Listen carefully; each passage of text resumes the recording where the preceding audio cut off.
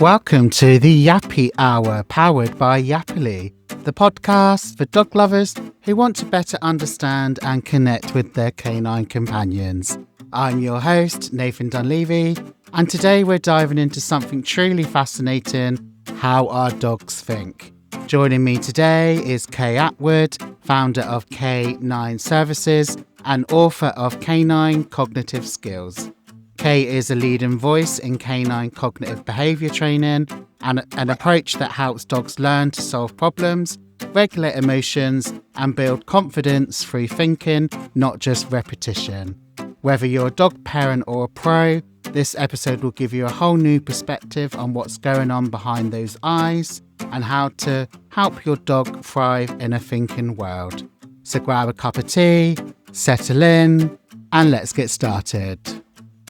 Back to the Yappy Hour, powered by Yappily. I'm your host, Nathan Dunleavy, and I'm so excited to bring you another episode of the Yappy Hour today. Joining me is the amazing Kay Attwood. Hi, Kay. Welcome to the Yappy Hour. Hi, Nathan. Thanks for having me. It's my pleasure. It's lovely to meet you finally. It's lovely to meet you as well. So I've really been looking forward to this chat, Kay, because it's a subject that I don't know nothing about. And you've got your book, and we're going to talk about that as well. But the power of canine cognition is a bit of a mouthful. So Canine Cognitive Behaviour Training. So we're going to shorten that to CCBT. Yeah. So it's such a fascinating area, cognitive work within dogs. So for those that may be new to it, Kay, could you start by just explaining what Canine Cognitive Behaviour Training actually is, the CCBT? What is it? Well, even now, it's something that is fairly new on the scene. I mean, a few years ago, people didn't even talk about it. I never heard anyone say about cognition or cognitive skills or anything like that. And now a bit of a mouthful. I was struggling with it. Yeah.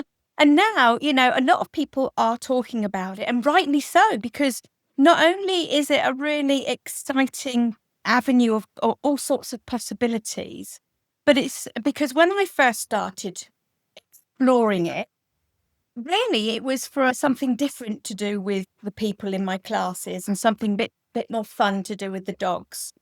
But then it quickly became apparent the possibilities on how you can actually change behaviour by doing this cognitive therapy. And it happens because it kind of happens organically, because it's all things that happen within the circuit, the central nervous system, intrinsically, with all these different hormones that the dogs make and that we also make. They make you feel good, etc.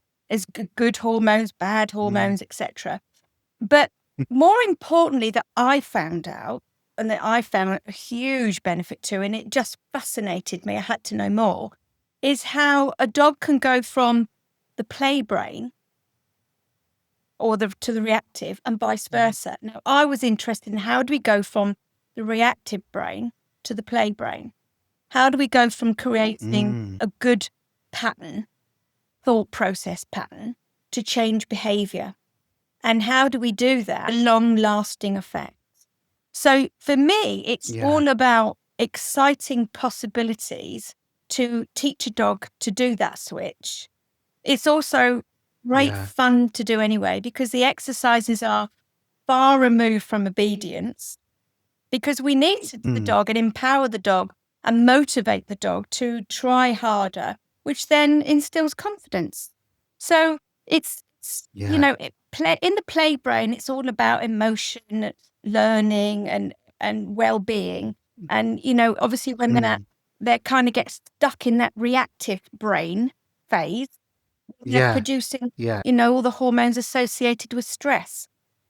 So me, it really is a valuable tool to have in your toolbox for any trainer, whether you do classes or not, or you're just a guardian that wants to care better for their dog. Yeah, brilliant. I love not heard that analogy of a play brain or reactive brain before. So reactive brain is more about like the cortisol, the stress and things like that. But the play brain, like you say, is more about well-being and how they're feeling. And they kind of get stuck in that reactive part. So it's trying to teach them to switch over into play Sure. And then you feel all the good things Yeah. associated with that.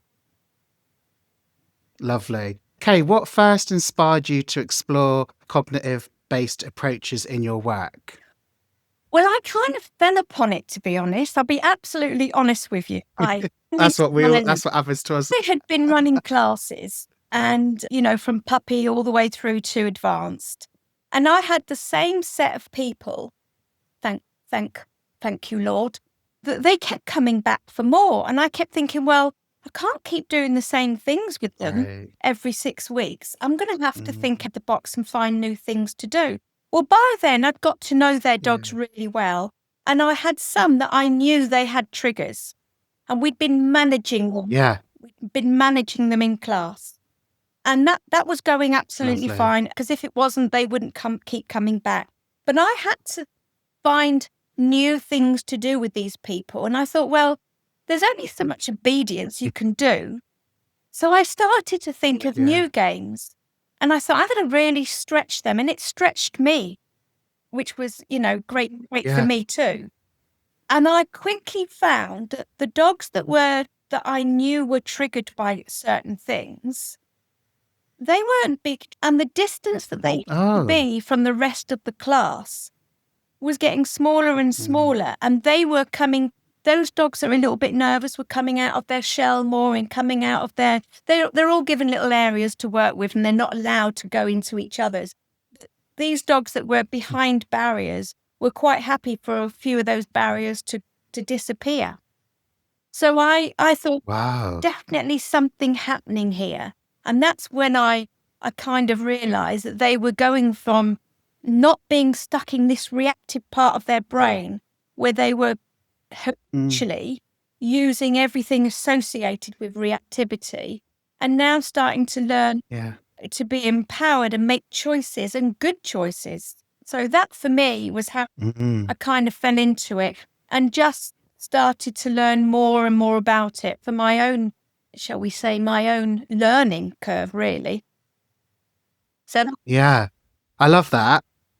Yeah, I love it. Kay, and please tell me and our listeners, because I've not really come across you much before. I've seen your name, and I know you appeared on another podcast, but please tell me and our listeners about how you got into dog training, a little bit about your journey. I love a journey. Oh, wow. Oh, gosh. I'll give you a whistle-stop tour. Whistle-stop tour. Okay. I was in the corporate world, and I had a busy... Oh, same. Yeah. So I was a PA for an international company and absolutely loved it. But then I was burning the candle at both ends with work. So I would get up in the morning, I would get the early train into London, I would leave on the 9 o'clock train, I would work till the small hours, go to bed, have a couple of hours, and then go back, and it would all start again. And I was a real workaholic. I loved it. But then sadly, I also was going through a divorce, and then one thing had to give, and it was my health. Gosh. Unfortunately, with the stress of that caused, I had a heart attack. Yeah. So I started... Oh my gosh. I know. So I worked from home, and all the time I was working from home, I thought, oh, great, I can finally get a dog, because I wouldn't have one all the time I was obviously working stupid hours. That's good. So took him that makes sense. Took him to a local dog training school and loved it. Absolutely loved it. Ended up helping them run their class. And then after a while, I was running all their classes. I loved it. Wow. The rest... I love that. I mean, that's a bit like me. I was in corporate banking with Barclays. So I was there for 13 years and I used to go up to London, head office. And I started off taking one of my poodles to dog training classes, and then started helping out and with a class. And that's how I came about. So some similarities there. So that's great. So that was all part one, finding more out about yourself, Kay, and the CCBT sort of model and what it's all about. So we're going to be moving on to part two. What is CCBT? So how does CCBT differ from traditional other training approaches? Okay. Well, usually in obedience training or typical obedience classes, you might give the dog an instruction on what to do. All right. But more with cognitive skills or that type of thinking, you give the dog a choice and you allow him to decide what choice you're going to make. And whatever his choice is, we're going to go with that. We'll run with it. If it's the wrong choice, we'll help him out as if to say, try again. And when the dog quickly learns what is reinforcing for him and what isn't, he learns to make better choices because he wants to choose the right thing, because he wants to be successful. And if he's successful, that means that he earns more reinforcement. Whether that reinforcement for a lot of dogs, as you know, can be all sorts of different things. And for some dogs, I found in these classes, is that it was the ability to be able to make a choice again off their own back. And that, to some dogs, was a huge reinforcer. Some, it was all about being told what a wonderful job they'd done. And for some, a bonus would be a piece of chicken or a bit of sausage or something along those lines. So it's training that is nothing like obedience, because we're not going to actually tell them what to do. Sometimes we might show them something and then say, right, now tell me what you want to do with that, or tell me what you should do. If you get it wrong, nothing's going to happen. Nothing. We don't even say anything, because then the dogs, you're kind of forcing them into a thought pattern of going, well, can't be right. She hasn't said anything. She hasn't done anything. She hasn't given me anything. So it can't be that. It must be that. Because if you only give them two choices, if one is right, the other one's wrong. So if they choose the wrong one, they just go, oh, well, it doesn't matter. That one's right. So it means that they learn far more effectively and quicker. So, and that builds confidence. But it uses their brain chemicals, because they're learned, they're having fun, they're being empowered, they're learning that they've got a choice, and it doesn't matter if they make the wrong choice, because nothing bad is going to happen at all. So it deals with all the brain, the hormones that they make, that they start enjoying themselves. And that's when they come out of reactive brain and into the play brain to go, this is great fun. Let's do do this a bit more. So it's, that part of the nervous system is responsible for thought process and memory and learning. So it enables that communication between and coordination from dog to owner or dog to handler and throughout their body, for them to learn how they are in control of how they can feel. Yeah, I love that. Is there just two brains, the play and reactive, or is there other brains? There are. It gets a bit complicated. So that's the easiest way to explain it, really. Because that's fine. We like it that just way. Like us. Brain regions are all different, responsible, but they're all talking to each other all the time. But the way I like to explain it to my customers that I'm working with for reactivity is they understand what I'm talking about when I talk about the play brain and the reactive brain, because they know all about their dog's reactive brain. They've seen it. They're well versed in that. Yeah, I bet they see that one more than the play, I guess, then, don't they? Sadly, yes. Yeah, really? Yeah, they do. Yeah. And some dogs don't know how to play. They have to learn how to play. The only time I met one dog in particular, he knew how to play. Of course he did. He'd been playing with his owner at home, but he could only play in his home environment as long as there was no one else at home, just him and his one, he had one lady owner, just him and his lady owner. If any visitor came over, he couldn't play. He went into reactive brain. If he was outside of the home, he couldn't play. He went into reactive brain. And that was because that was an old set response to triggers. And it was an old way that he'd got stuck, basically.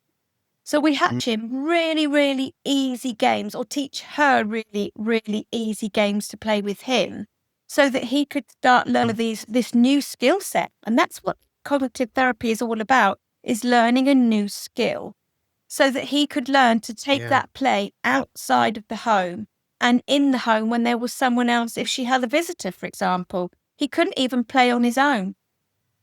So that for that one particular dog, it was absolute gold.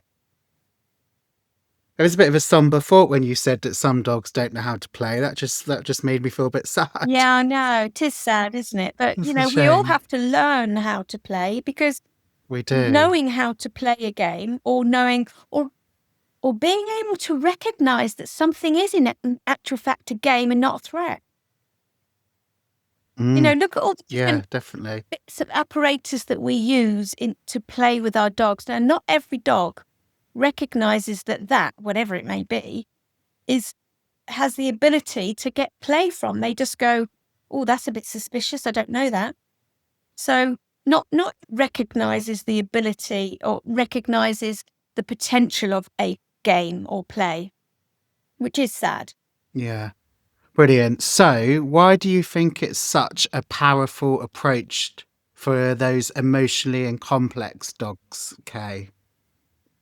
Because just like humans, we're more in tune with mental health and well-being. And that is exactly the case that we're learning about, that our dogs have that. Years ago, when I first got into, in 2005, when I first got into dog training, if someone had said, well, how does the dog feel? We'd all go,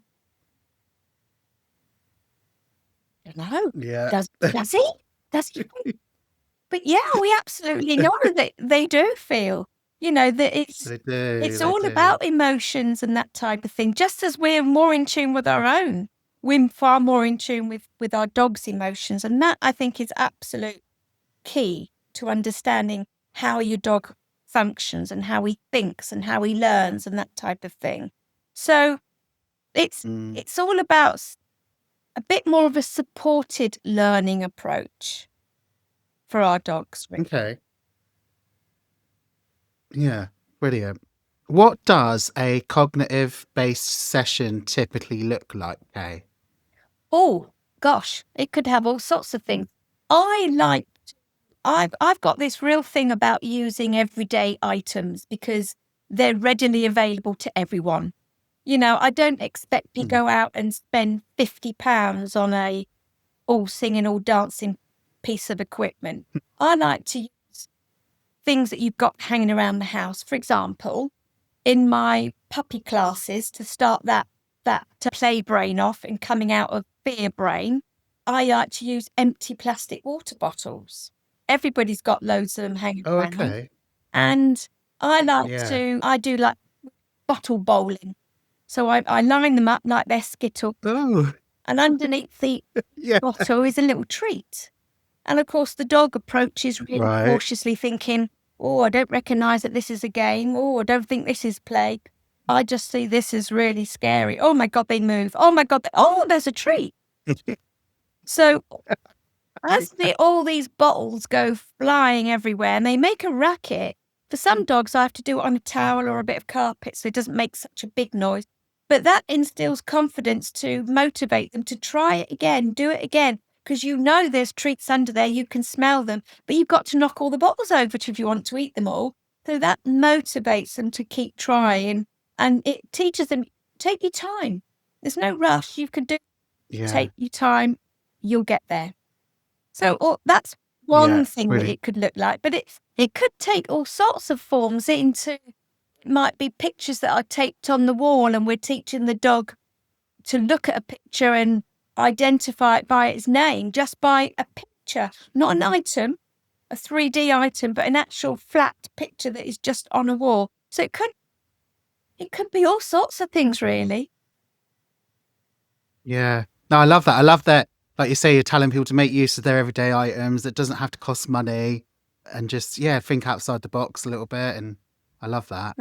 One of my dogs was just barking. So I said, we were chatting offline, and Kay's pet sit at the moment. She said, oh, the dog's with a yak chew. And I was like, oh, that's okay. Mine are probably going to start barking. So it wouldn't be the yappy hour without some yappy dogs. So if our listeners just heard some barking, that would have been my Milo.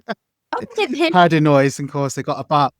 Oh, okay. Maybe they want to hear it, but I'm just now like sounding like, what the hell is he going on about? But yeah, heard a noise and then just alerting me and letting us know. Right, lovely jubbly. So moving on to part 3, which is all about empowering the dog in front of you. Yeah. Okay, how does CCBT support anxious or reactive, in inverted comma, dogs differently from standard obedience training. Yeah, like that reactive works could mean a lot of things. So anxious, nervous dogs Yeah. compared to your standard obedience training. Yeah. Well, empowerment, but also choice. Even though I making love the that. right choice, but also the choice of whether you take part or you don't. Because if the dog says to me, no, I can't do that right now, or, do you know, I'm just not feeling it right now, I'm not up for it, I just go, okay, fair enough. Let me know when you are. So it's that part of choice too, because I think sometimes I've certainly known some dogs, I've had dogs of my own that have said, do you know, I don't really want to do it, but I'm going to do it because you're asking me, just because you've asked me. Okay. I don't really want Interesting. to. And how have I known that? Because you know your dogs really, really well. And here's a good example. I had one of my dogs, Flynn, who was a border collie cross Jack Russell. Very tenacious little dog. Interesting. Clever little dog. Loved a ball. I used to roll the ball across the grass to him. But once he'd had enough, he wouldn't bring it back. He would stay at a distance and lay down. And that's when I'd go, okay, you've had enough then. He wouldn't bring it back because he knew if he brought it back, I might roll it again. So we didn't bring it back going, I'm not bringing it back because I don't want you to roll it anymore. I've had enough. So that was his way of telling me. So I would just go, okay, we're done. And then he would get up with it in his mouth and just walk beside me. He wouldn't drop it in case I picked it up. So it's learning that communication skill, because that communication to me is a two-way street. I communicate with you and you communicate with me. If we don't communicate to each other, then we're not having a conversation. And it should be a little dance of skill. You bring your skill to the table and I'll bring my skill to the table. And look what we can achieve together. So, you know, it's all that. Setting up the environment to matter to both you as a learner and the dog as a learner. I still learn every day from you. Yeah. Every day is a school day. Yeah. And we're seeing that word choice, consent, agency. They're really big buzzwords at the moment, aren't they? And Yeah. I'm loving that we're seeing the shift towards that more. Yeah. You know, I think it used to be about choice. When we thought of choice, we think of choice totally different now, which I think can only be a good thing. You know, when you used to think of choice, it was choice of whether you do or you don't. But there are far more choices to be made. Like I like to teach a dog to show me what your choice is.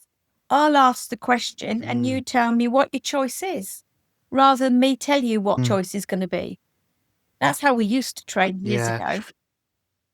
It was. And like, it was when I used to do puppy classes in person stuff, I'd be like, oh, identify a high value treat. So you're almost telling the dog, well, this is your high value treat. So then I used to do the taste test and I say, put things under a cup and let the dog choose what they want. So it could be they choose all three or choose two or one, but rather than us say, well, chicken's your high value treat, let the dog make that choice for themselves. Yeah.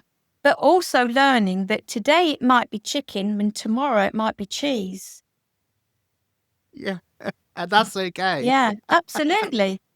If that's what you want to work for, fine.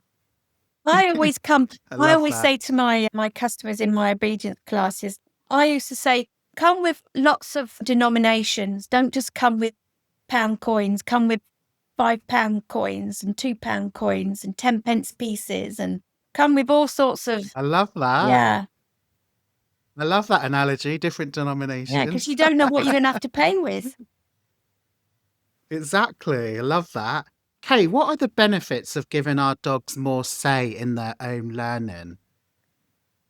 Wow. That's a great question. And you see, to me, it's obvious, but to not everyone, it is obvious. And that's why I love doing what I do. The value of it is to teach the dog that that there are many different types of choices to make. A, to take part or not. And either answer is a good answer. There's no wrong answer. You either do or you don't. If you don't, we'll try. I'll ask you again later. Okay. But if he makes 100% choice all the time, he learns he has that choice. It means that you're encouraging him to think. And that means you're encouraging him to problem solve. If he's thinking and he's solving problems, he's going through a thought process. If he's going through a thought, if you know how he thinks, you know how he feels, you know what he's going to do. So it comes down to think, feel, do. One drives the other. You feel, you think, therefore you feel, therefore you behave. How that denotes. You see what I mean? Yeah, definitely. So it creates feel-good hormones. So it has a knock-on effect, and it's a circle. You end up back where you are, where the dog just goes, well, let's see if we can do that with this. And like there used to be a thing.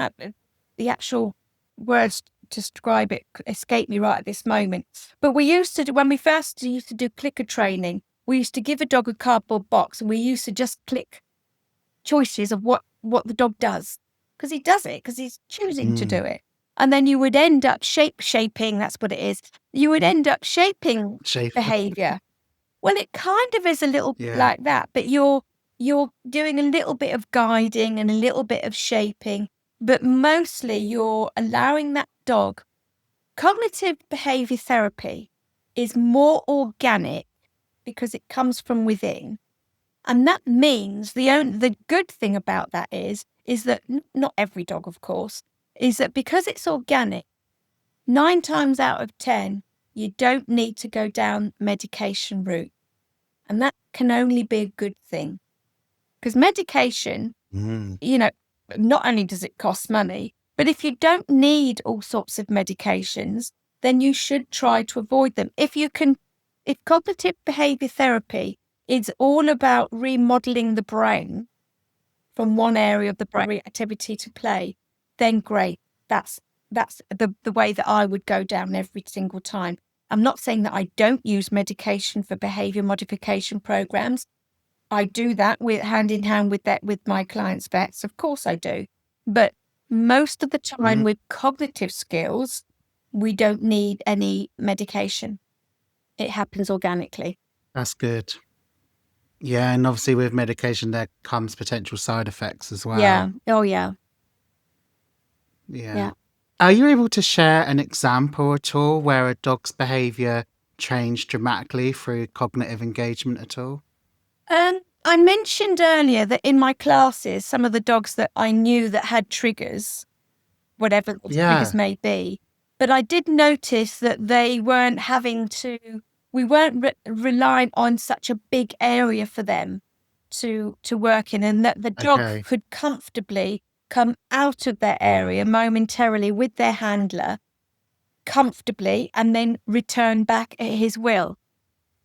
I noticed that some dogs were quite happy to stay outside of their comfort zone, and they were less reliant on having that comfort zone to retreat back into whenever he felt a little, what's the word? Don't ever get menopause, Nathan. It's awful. I need a little bit. My cognitive skills at the moment is a little bit of nerves, but oh, bless you. When he would have to go back into that little area for safety, I could see that they weren't having to use that area of safety as often. That's really good. Yeah. That's so good. Yeah. And they felt comfortable not to need it as much. Yeah. But you could see that they were trying really hard, that they were motivated to give it a go. Whereas before, it's kind of switched off and said, no, it's too difficult. I can't possibly think about doing that. Yeah, so it was all really, really good stuff. Of huge value. Value to these dogs, but value to these owners, because these owners could suddenly see a light at the end of the tunnel, that their dog is changing for the better. Yeah, that's what they want to see. Yeah. That must be so rewarding as well, helping guardians come to that realization. Yeah.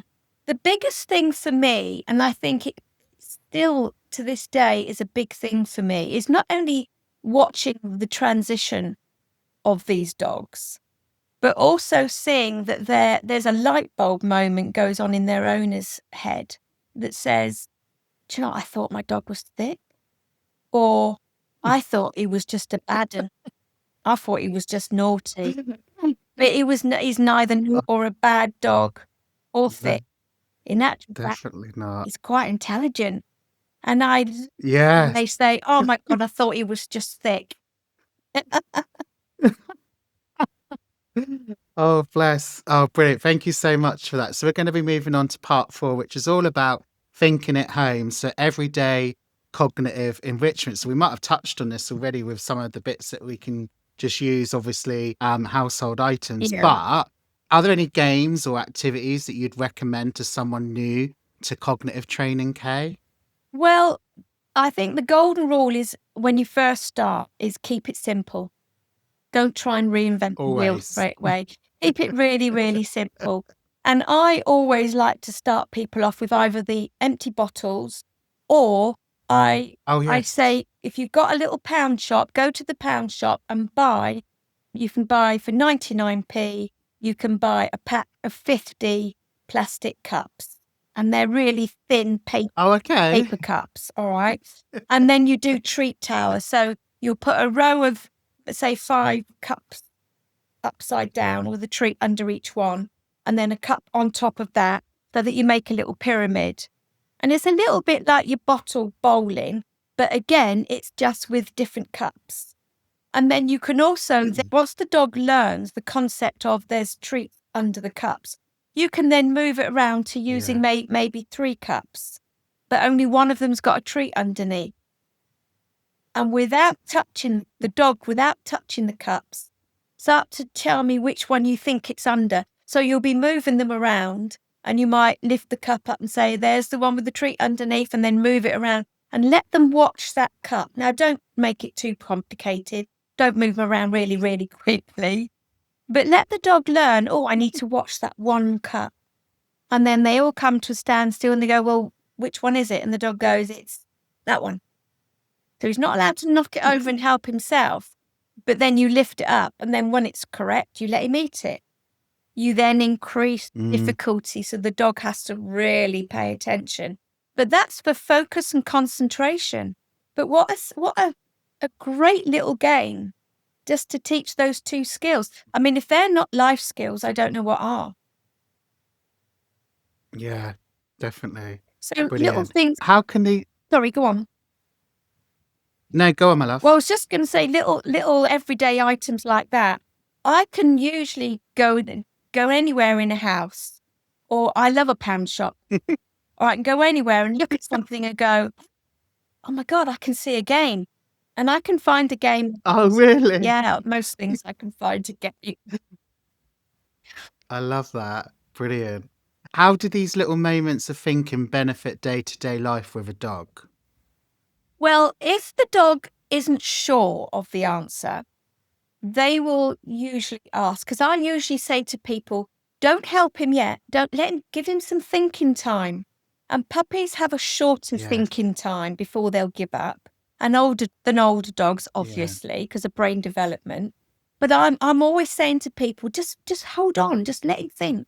Give him time to think. Yeah. If he's not sure, he'll ask you. And then a lot of people say, well, how's he going to do that? He'll just stop and look at you as if to go, his hand, and wait for him to look at you. And when he stops what he's doing to look at you, that's him saying, can you give me a clue? Don't show him what to do, but guide him in that general direction of whatever the game is. So they'll offer behaviours. Some dogs will go at it like a bull in a china shop. They're the ones that you need to slow down brain activity. All right. Some dogs just let them find their own flow. Other dogs, you have to slow it down, because when their brain activity is too fast, then you get incorrect choices being made. Now that's not the dog making incorrect choice because he's going, I'm just going to make any old choice and you'll tell me what the right one is. That's because he's not learned to slow down and think far more effectively. When he can slow it down Yeah. and he gets it right first time, every time, he goes, Eureka, I'm now a thinker. I can think things through. Means my route to reinforcement has now become faster. And that, at the end of the day, Yeah. is what he wants. So for some dogs to slow them down, some of them you have to speed up a little bit. But that's I don't think I've met many dogs that you have to speed up. They just get there in the end. They get faster. They think more efficiently, faster, as you leave them alone to get on. Yeah. I was thinking that it probably helps with the relationship and the bond with the caregiver as well. Oh yeah, Like these types of games, it probably really helps strengthen. When you invest in that time, it helps with their relationship, I'd yeah. imagine. Because if you know, if you become more educated on how a better thinker your dog is, it means that you allow them that flexibility to think things through. And that means that your dog, you know what it's like when you go, oh, what was that film with Tom Hanks? And, oh, don't tell me, hang on. Someone call, and then someone goes, oh, that was Forrest Gump. You go, oh, I was nearly there. That is so frustrating, isn't it? Yeah. So can you imagine what Yeah, when it's on the tip of your tongue. Yeah. So can you imagine how frustrating it is for a dog when he's almost there and you go, there it is right there. And it's like, Oh, no. yeah. Yeah. I mean, Just give me a sometimes minute. I swear I've seen a dog go, I knew. Look at the owner as if to go, Yeah. I like what you said about obviously just give them a minute, because the thing is, like, we are in a world now where we want things done quickly and everything's got to be quick and it's all. But like, if you're going to, like, for some basic cues, like asking the dog to sit or down, rather than saying sit, sit, sit, just give him a minute to bloody process what you've asked for him to do before you keep repeating the word, because then you're just going to poison the cue and they ain't going to have they're not going to know And what not to do. only that, repeating cues makes dogs lazy. And it because what it teaches them, Yes. is you don't need to think what that means. She'll tell you in a minute. They just go, I'll wait patiently. You'll soon get fed up and then you'll just tell me what it is and then give it to me. Rather than go, I think I ought to be doing that. Because I always say, be still and don't speak. Whoever speaks first is going to lose. Trust me. I learned that from my sales days when I was in sales years ago. But if you speak at that moment in time, you interfere with that thought process of the dog. But not only that, if you repeat cues, you just teach them that the cue for sit is sit, sit, sit, rather than just sit. But not only that, it just teaches dogs to be lazy and go, well, you'll give it to me anyway in a minute, so I'll wait. Yeah. I want them to think That's it no through. good. Yeah, definitely. What, or do you think enrichment is sometimes undervalued when compared to structured training? Yes. We all love a bit of doubt. And sometimes enrichment, when it doesn't include you, it's just your dog having his self enrichment, that can be for the dog, it can be a bit of downtime. Now I've just done some skills with you. I'm feeling a little bit tired. I'm more than happy for you to just give me my calm and you go and do the washing up. I'm going to enjoy this calm. So for downtime, it has its value. Yes, of course it does. But problem solving can be this if you start simple. You think of it as your dog's me time and downloading what he's just done. So it's time where you can just switch off and do something, but you're doing something, but you're not.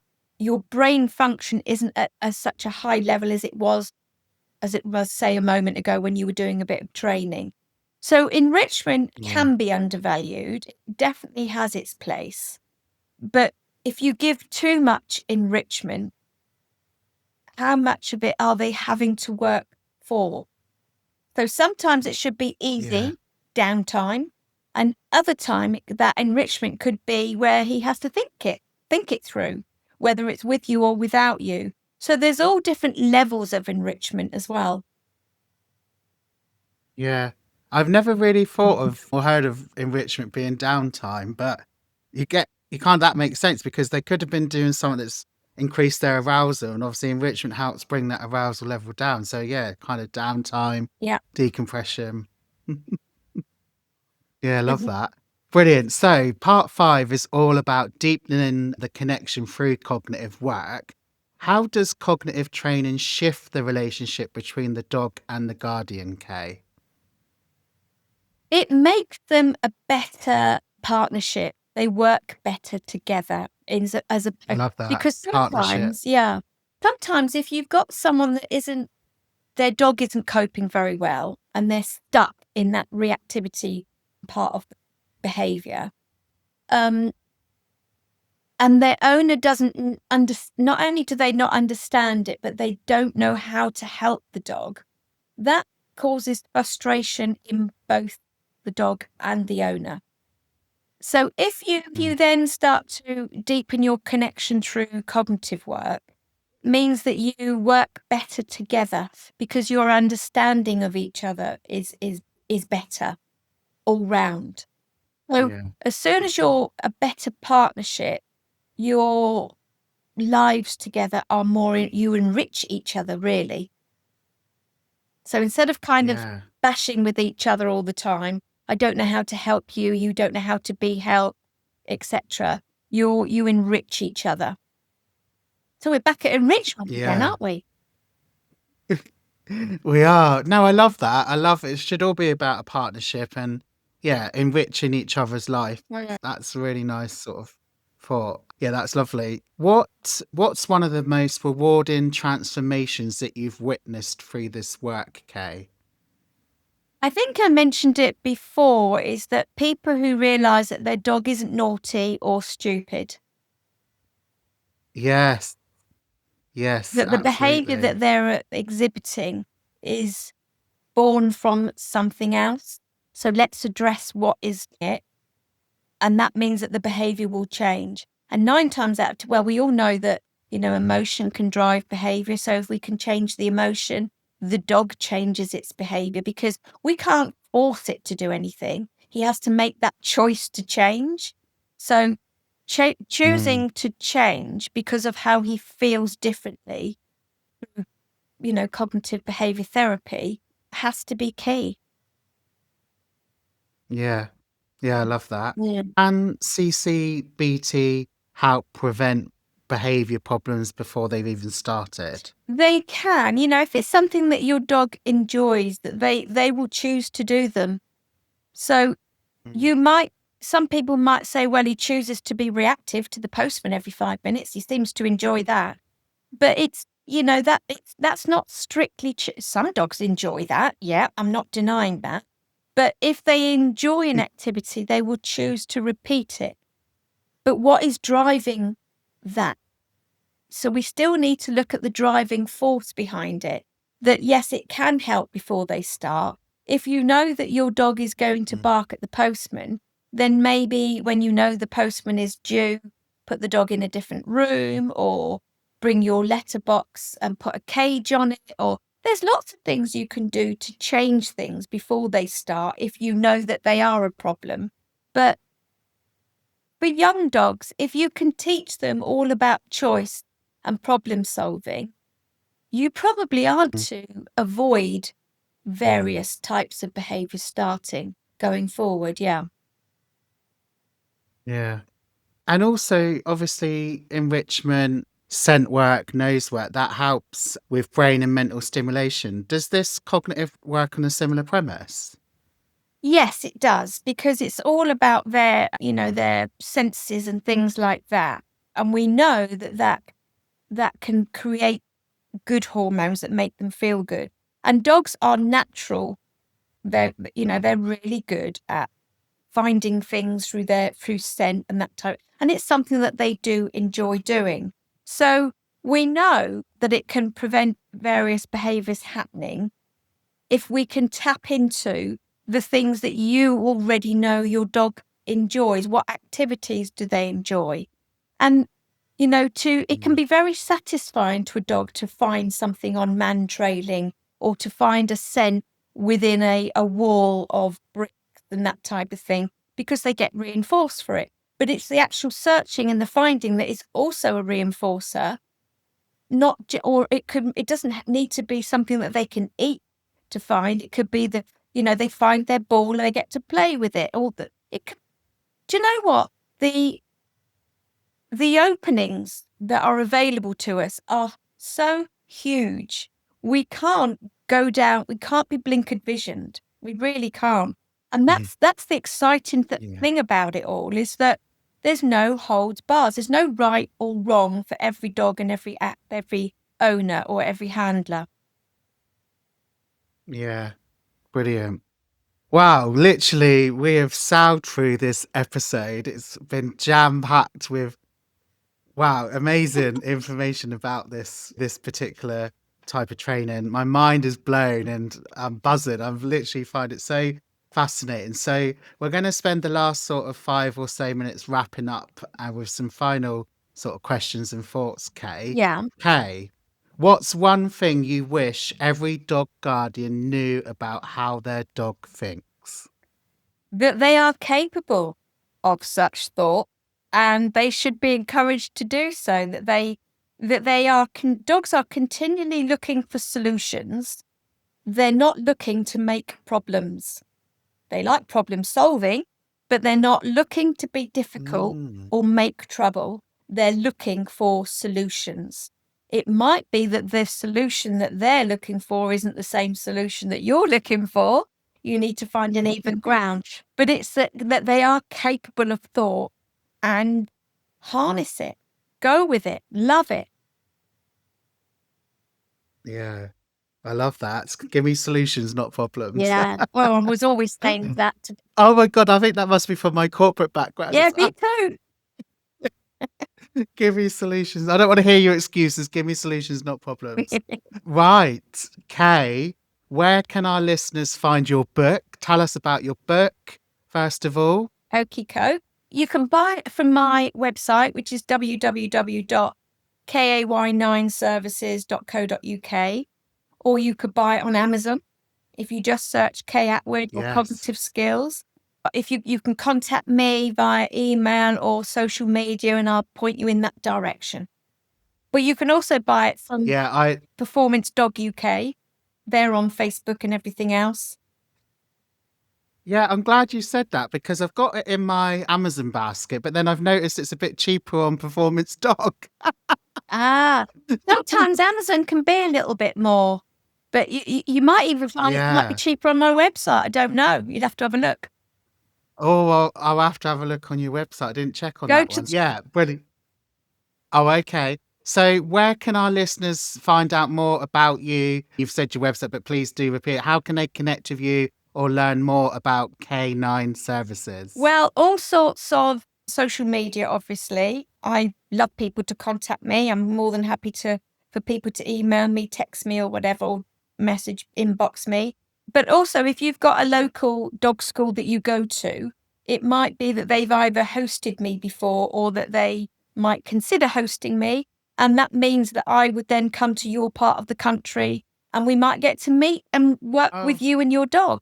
So I'm very fortunate that people do pay me to travel and teach workshops at their own dog training schools. So, yeah. Wow. So you might want to host me. Yeah, okay. So just better off just going to your website then, yeah? Yeah, or just drop me an email. More. If you want to know more about hosting, then obviously just email me. Do you want to just tell our listeners what your email address is? Yeah, it's info@kay9services.co.uk.